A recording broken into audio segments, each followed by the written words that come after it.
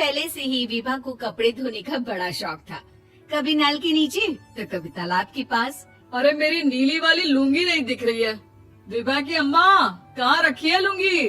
अरे वो तो विभा ने परसों ही धोकर रखी थी आपकी अलमारी में, देखो वहीं होगी। वो ना मैंने आज धो दी, मुझे लगा कि गंदी हो गई होगी। अरे कैसे गंदी हो गई थी, उसे तो मैंने पहना भी नहीं। हे भगवान, इस लड़की के कपड़े धोने की आदत से परेशान हो गया हूँ मैं। जितना तो घर में राशन नहीं आता, उससे कहीं ज्यादा डिटर्जेंट पाउडर का खर्चा है। इसकी शादी करवा दो, शादी जाए अपने घर में ही करे काम, फिर चाहे घर के कपड़े धोने हो या पूरे गांव के।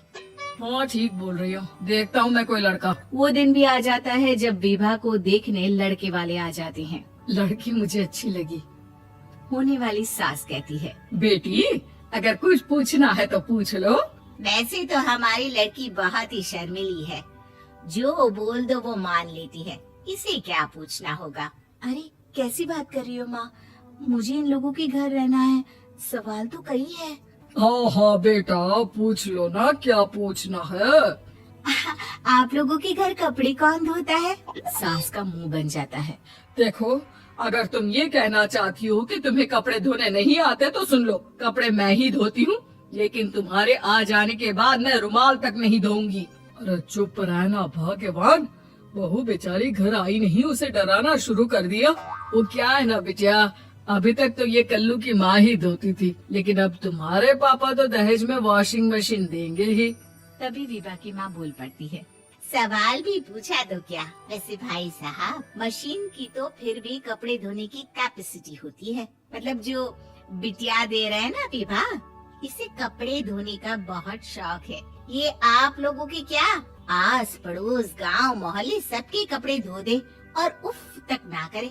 बाहर देखा नहीं आपने कितने कपड़े सूख रहे हैं, सब हमारी बिटिया ने ही तो धोए हैं। बस भी करो ना माँ, शर्म आ रही इतनी तारीफ सुनकर। और तो और एक दाग निकाल कर दिखाओ तो मान जाओ। हाँ अच्छा अच्छा, माफ करना बेटा, मैंने गलत समझा। हमें तो रिश्ता बहुत पसंद है।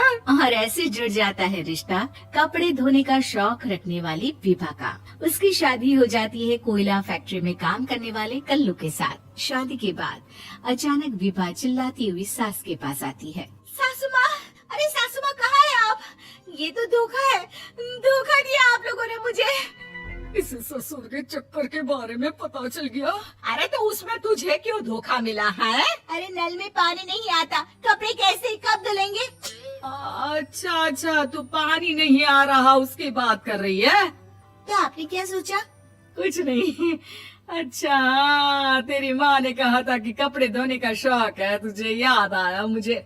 शौक शौक बोलकर कपड़े धोने वाले मेरे जुनून को कम ना आके सासू माँ, कपड़ा धोना मेरा गुरूर है। तभी पति भी वहाँ आ जाता है। अभी अभी मैंने इसे सनी देओल की फिल्म दिखाई है, उसी के डायलॉग मार रही है माँ। अच्छा सुन, साफ साफ बता रही हूँ, पानी सुबह 4 से 6 और शाम को 10 से 12 आता है, समझी? विभा टाइमिंग सुनकर हैरान हो जाती है। ये क्या भूतों का मोहल्ला है? सुबह 4 बजे उठकर कौन कपड़े धोता है? 4 बजे टंकी में पानी जाता है, फिर सारा दिन धोना ना, किसने मना किया?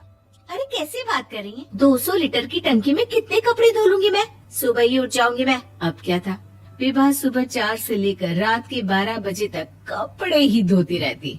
एक रोज सास पड़ोस से निकलकर कहीं जा रही होती है कि साथ वाली कहती है, हाँ कल्लू की माँ, जरा ये बताओ कि 2 साड़ी है, 2 ब्लाउज और एक पेटीकोट और एक नाड़े वाला लंबा कच्छा। हाँ तो? अरे तो क्या, कितना लोगी धुलाई ये बताओ। धोबन दिख रहे हैं हम क्या? हमारे पति सरकारी नौकरी से अभी अभी रिटायर हुए हैं और बेटा सुपरवाइजर है कोयला फैक्ट्री में। धोबन समझ रखा है हमें? हाय रे कल्लू की अम्मा, माफ कर दो, वो तो मोहल्ले में यही सब बता रहे थे कि तुमने बहू को कपड़ा धुलवाने के काम में लगा दिया है। सास को पड़ोसन की बात सुनकर गुस्सा आ जाता है। वो घर पहुंचती है जहां घर के बाहर ही इतने सारे कपड़े सूख रहे होते हैं जितने कि किसी धोबन के घर पर। अरे ओ कल्लू की दुल्हन, बाहर निकल। माँ जी यहीं आ जाओ, बाथरूम में चादर धो रहे हैं हम। अरे अभी हम धोते हैं, तुमको बाहर निकलो।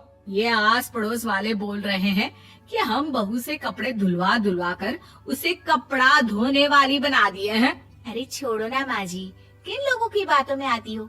आस पास के लोगों का तो काम ही होता है कि वो किसी तरह सास बहू को लड़ा दे। बहू सारे घर के कपड़े धोती है, ये क्या कम है? बोलिए। सास को भी लग जाता है कि वो बहू का ये सनकीपन नहीं छुड़वा सकती, इससे अच्छा है कि खुद ही चुप हो जाए।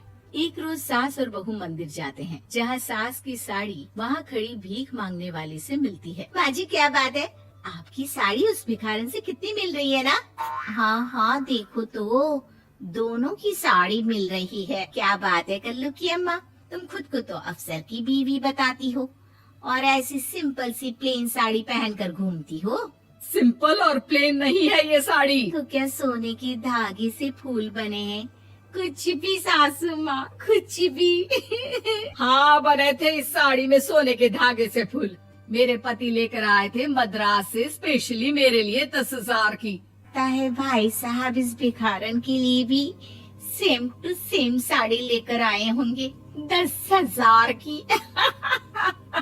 सास उस वक्त कुछ नहीं कहती, लेकिन बहू के साथ घर आती है और अलमारी से एल्बम निकाल कर लाती है। ये साड़ी देख रही है, ये वही साड़ी है जिसे मैंने अभी पहना था। इस साड़ी में ये जो चमकदार फूल दिख रहे हैं ना, ये सोने के धागों से काढ़े गए हैं। लेकिन तू लोकल वॉशिंग मशीन ब्रश से घिस घिस कर सारे फूलों को निकाल कर साड़ी प्लेन कर दी। मुझे माफ कर दीजिए सासू माँ। और तो और, जब मैंने तुझे तेरी गलती के लिए कुछ नहीं कहा, लेकिन तूने तो सबके सामने मेरा मजाक ही बना दिया। क्यों? बहू को समझ में आ जाता है कि अब से उसका कपड़े धोना बंद।